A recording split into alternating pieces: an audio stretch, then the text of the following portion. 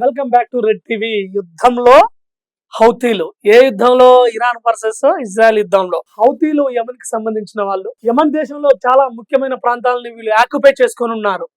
అక్కడ గవర్నమెంట్ కి, యమన్ గవర్నమెంట్ కి కానీ, ఇక్కడ ఉన్న హౌతీ టెర్రరిస్ట్ ఆర్గనైజేషన్స్ ఏవైతే ఉన్నాయో వాళ్ళకి కానీ పడడంలే.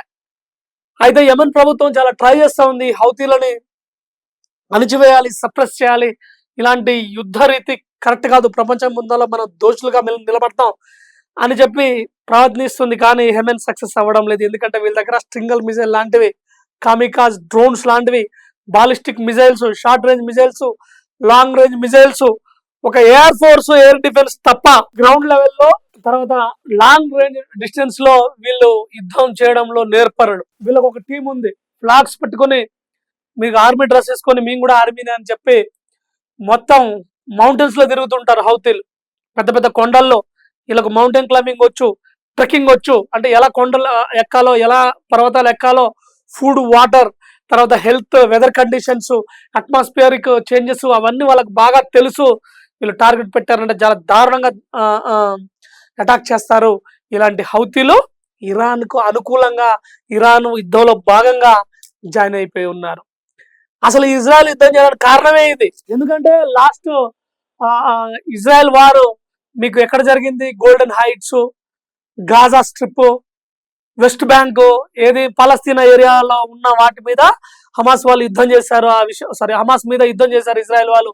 ఎందుకంటే హమాస్ వాళ్ళు ఇజ్రాయెల్లో ఉన్న సివిలియన్స్, ఇంటర్నేషనల్ గెస్టులను చంపేశారనే దాంతో అప్పటి నుంచి హమాసు, హిజ్బుల్లా, హౌతీలు వీళ్ళు చైన్ సిస్టమ్ గా మారి ఇజ్రాయెల్ కి వ్యతిరేకంగా పనిచేస్తున్నారు. వీళ్ళ దగ్గర మిజైల్స్ ఉన్నాయి. వీళ్ళు ఎవరు అమ్మారో, ఎలా తెచ్చుకుంటారు, సామాగ్రిని ఎలా ఆపరేట్ చేయాలో తెలుసు. గ్రౌండ్ లో స్ట్రింగర్ మిజైల్స్ లాంటివి భుజాల మీద కొట్టడము, తర్వాత రాకెట్స్ లాంచర్స్ లాంటివి ఇట్లా షోల్డర్స్ మధ్యలో ఇలా పెట్టేసుకొని కొట్టడము. అసలు ఇలాంటివి వాటిలో నేర్పరులు అని చెప్పాలి. ఈ విధంగా వీళ్ళు చేస్తున్నారు. ఇలా టార్గెట్ మొత్తం రెడ్ సీ, తెలుసుగా, బ్లాక్ సీ అంటే పైన ఉంటుంది, రెడ్ సీ అంటే హర్బుల్ స్ట్రైట్ ఆ ఏరియాలోనే. మెటీరియల్స్ కింద, మెటీరియల్ సీ ఇలా ఉంటే దాని కింద మీకు రెడ్ సీ ఉంటుంది.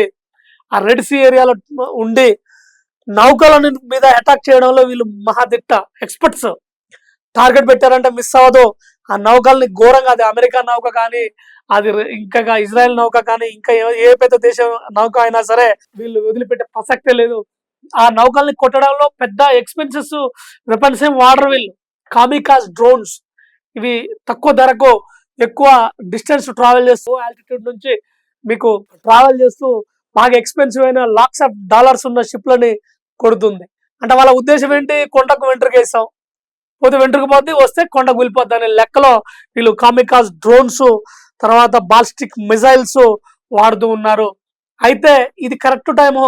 ఇరాన్ ఇంకా యుద్ధం చేయలేదు, మనం తప్పదు, మనం రావాల్సిందే అని చెప్పి వాళ్ళు వచ్చేసారు. మనం లాస్ట్ వీడియోలో కూడా ఈ విషయం మాట్లాడుకున్నాం. హౌతీలు వచ్చి వాళ్ళకు ఓపిక ఉన్నంత కాలం, వాళ్ళు యుద్ధం చేయగలిగినంత కాలం యుద్ధం చేస్తారు. ఒకవేళ హౌతీలకు కూడా ఓపిక నశించిపోయిందంటే అప్పుడు హిజ్బుల్లా వస్తుంది. ఈలోపు ఇంకో టెర్రరిస్ట్ గ్రూప్ హమాస్ తోటి ఫామ్ అయిపోయి అప్పుడు కూడా వచ్చే అవకాశం ఉంది. ఈ పరిస్థితులు అది ఇజ్రాయెల్ కు జీవన మరణ సమస్య కాబట్టి, ప్రపంచం ప్రమాదంలోకి వెళ్ళిపోతుంది కాబట్టి, ఇది ముందు జరగకూడదంటే ముందే మనం యుద్ధం చేయాలని అలర్ట్ అయి ఇజ్రాయెల్ టెర్రరిస్టులకు వ్యతిరేకంగా పనిచేస్తుంది. అయితే ఈ హౌతీ గ్రూప్ కానీ, హెజ్బుల్లా గ్రూప్ కానీ మనకు ఇరాన్ కు సపోర్టివ్ గా, ఇరాన్ నుంచే ఫండ్స్ వెళ్ళడం, ఇరాన్ నుంచే వెపన్స్ వెళ్ళడం, ఇరాన్ నుంచే ట్రైనింగ్ వెళ్ళడం లాంటివి జరగడమే ఇజ్రాయెల్ అబ్జెక్షన్. అక్కడి నుంచే యుద్ధం స్టార్ట్ అయిందని చెప్పవచ్చు. వీళ్ళ దగ్గర ఉన్న మిజైల్స్, హౌతీల దగ్గర ఉన్న మిజైల్స్ 1600 కిలోమీటర్ల నుంచి 2000కు పైన, 2200, 2300 డిస్టెన్స్ గల టార్గెట్లని బ్లాస్ట్ చేసేంత టెక్నాలజీ, ఆ కెపాసిటీ, ఆ ట్రైనింగ్ ఉంది హౌతీల దగ్గర. ఆ డ్రోన్స్ ఉన్నాయి వీళ్ళ దగ్గర అని చెప్పొచ్చు.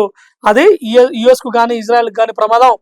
అయితే ఇరాను, అమెరికా, తర్వాత హర్ముజ్ స్ట్రైట్ ని టార్గెట్ చేసి, వాళ్ళ షిప్స్ ని టార్గెట్ చేసి యుద్ధం చేసి, తర్వాత ఇరాను గల్ఫ్ కంట్రీల మీద పడ్డ హౌతీలు స్పెసిఫిక్ గా ఈ ఇజ్రాయెల్ మీద దాడి చేసే అవకాశం ఉంది. వాళ్ళ మీదనే వదిలిపెట్టి ఇజ్రాయెల్ కు తేరుకోకుండా, ఇజ్రాయెల్ ని వార్ రికవరీ అవ్వకుండా, ఇజ్రాయెల్ వార్ ప్లానింగ్ చేయకుండా, ఇజ్రాయెల్ దాడులు చేయకుండా ఆపడానికి వీళ్ళని వాడుతున్నారని మనం అనుకోవచ్చు. తర్వాత మీకు యెమెన్, సనా క్యాపిటల్ ఆ ఏరియా మాత్రమే మనకు యెమెన్ దగ్గర ఉంది. ఆ సనా క్యాపిటల్ చుట్టుకుంటున్న ఏరియాలు హౌతీల చేతిలో ఉన్నాయి. మీకు ఇజ్రాయెల్ ని ఈ ఈ ఈ తప ఎట్టి పరిస్థితుల్లో వదలొద్దు, అది ప్రమాదమే అని చెప్పి హౌతీల దగ్గర ఉంది. ఒకవేళ ఇంకా విచిత్రం ఏమంటే ఇరాన్ ఇదే హౌతీలని గల్ఫ్ దేశాల మీద వాడొచ్చు. సింపథైజర్స్ ఎవరైనా ఉన్నా సరే ఈ యుద్ధం ఇంకా ఎస్కలేట్ అయ్యే అవకాశం ఉంది. జియోగ్రఫికల్ హెల్ప్ చాలా ఎక్కువ ఉంటుంది హౌతీలకు, ఎందుకంటే వీళ్ళకు మౌంట్ క్లైంబింగ్ బాగా తెలుసు, మౌంట్ ఫ్లయింగ్ బాగా తెలుసు.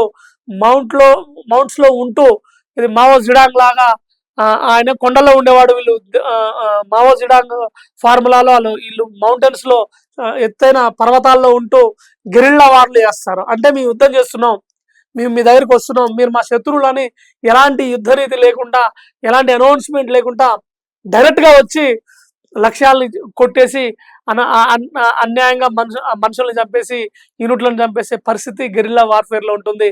అంటే శత్రువుకు మేము యుద్ధం చేస్తున్నాం అనౌన్స్మెంట్ ఇచ్చి స్టేట్మెంట్లు ఏమి ఉండవు. డైరెక్ట్ గా ఏ రాత్రో ఏ పగలో వచ్చి యుద్ధం చేసే దాంట్లో వీళ్ళు హౌతీలు చాలా దిట్ట అని చెప్పొచ్చు. సో వీళ్ళకున్న బలాలన్నీ మనం మాట్లాడుకున్నాం. బలహీనత ఎయిర్ ఫోర్స్ ఒక్కటి లేదు, ఎయిర్ ఫోర్స్ టార్గెట్ చేస్తే అయ్యేది. అసలు ఈ హౌతీలు కానీ, హమాస్ కానీ, నెక్స్ట్ హిజ్బుల్లా కానీ ఇంత పేటరేగిపోయి ఇరాన్ తో కలిపి ఇజ్రాయెల్ అమెరికా మీదనే దాడి చేసే పరిస్థితి ఎందుకు వచ్చిందంటే అమెరికా క్లోజెస్ట్ ఎలిని వార్ ఫ్రెండ్స్ ని వదిలేసుకున్నది. మీరు ఐసిస్ చూడండి, అప్పట్లో చాలా వీళ్ళ కన్నా చాలా దారుణాలు చేశారు ఐసిస్ తీవ్రవాదులు. బట్ వాళ్ళని ఇంటర్నేషనల్ గా పట్టుకొని మొత్తం ఈ వీటో పవర్స్ ఉన్న 5 దేశాలు, China, Russia, France, America, Britain అంటే ఇంగ్లాండ్, వీళ్ళ 5 దేశాల్లో కీ రోల్ ప్లే చేసింది రష్యా వార్ జెట్సే, రష్యన్ పైలట్సే, రష్యన్ ఏవియేషన్, తర్వాత ఎయిర్ ఫోర్స్ ఎక్విప్మెంట్ తోనే దాన్ని ఐసిస్ ని క్లోజ్ చేశారు. అయితే ఆ ఇన్ఫ్రాస్ట్రక్చర్ వాళ్ళ ఏర్పాటు అంతా పోయిన తర్వాత చివరికి మన అమెరికన్ జాగిలం పోయి అబూబకర్ ఆల్బాదీని పట్టుకొని చంపేసింది. అది అమెరికన్ క్రెడిట్ పోయింది, కానీ 75 to 80% ఐసిసిని కొలాప్స్ చేసిందే రష్యా. సో ఇప్పుడు రష్యా తోడుగా లేదు. అంటే ఇప్పుడు 5 పవర్స్ ఏవైతే వీటో పవర్స్ ఉన్నాయో ఈ దేశాలకు సంబంధించిన ఆర్మీ అంతా యుద్ధంలో లేదు. ఒకవేళ వాళ్ళు ఉండుంటే ఈ హౌతీలు కానీ, హిజ్బుల్లా కానీ, లేదంటే ఇంకెవరు కానీ కోలుకునే పరిస్థితి ఉండదు. తీవ్రవాదానికి వ్యతిరేకంగా పోరాడే వాళ్ళు ఫ్రాన్స్, అమెరికాతో లేదు. ఇంగ్లాండ్ పర్వాలేదు, ఒక మాదిరిగా ఉంది. జర్మనీ అమెరికాతో లేదు, వీటో పవర్ లేకుండా అది పవర్ఫుల్ ఆర్మీ కంట్రీ, ఎందుకంటే 2వ ప్రపంచ యుద్ధం జరిగిందే జర్మనీ వల్ల. సో ఇలాంటి పరిస్థితులన్నీ వ్యతిరేకంగా ఉండడం వల్ల ట్రంప్కి ఏం చేయాలో అర్థం కావట్లేదు. ఇంకోటి ఏంటంటే ట్రంప్ ఇలాంటి వార్ డీల్స్ ఇంతకుముందు చేసినోడు కాడు, ప్రెసిడెంట్ గా పెద్దగా పనిచేసినోడు కాడు, 2వ తప్ప ఇది. కానీ నెక్స్ట్ ఆయనకు రాజకీయ అనుభవం చాలా తక్కువ. He's a great businessman in United States of America. Business statistics తెలుసు, కానీ రాజకీయం, యుద్ధం ఇవన్నీ తెలియదు. ఎందుకంటే చిన్నోళ్ళని కూడా బదిలాడినట్టే బదిలాడతాడు, బాధపడ్డట్టే పడతాడు, బెదిరిస్తాడు. ఇలాంటి అన్స్టేబుల్ థింకింగ్ ఉన్నవాడు ట్రంప్ కాబట్టే యుద్ధం పరిస్థితి ఇలాగ వచ్చింది. ఇది ఖచ్చితంగా 3వ ప్రపంచ యుద్ధానికి ఎస్కలేట్ అవుతుందనే మనం ఎక్స్పెక్ట్ చేయొచ్చు. చూడాలి అది ఏం జరుగుతుంది అనేది. సో ఫైనల్ గా హౌతీ అనే తీవ్రవాద సంస్థ ఇరాన్ కు అనుకూలంగా, ఇజ్రాయెల్ కు వ్యతిరేకంగా యుద్ధంలోకి వచ్చింది.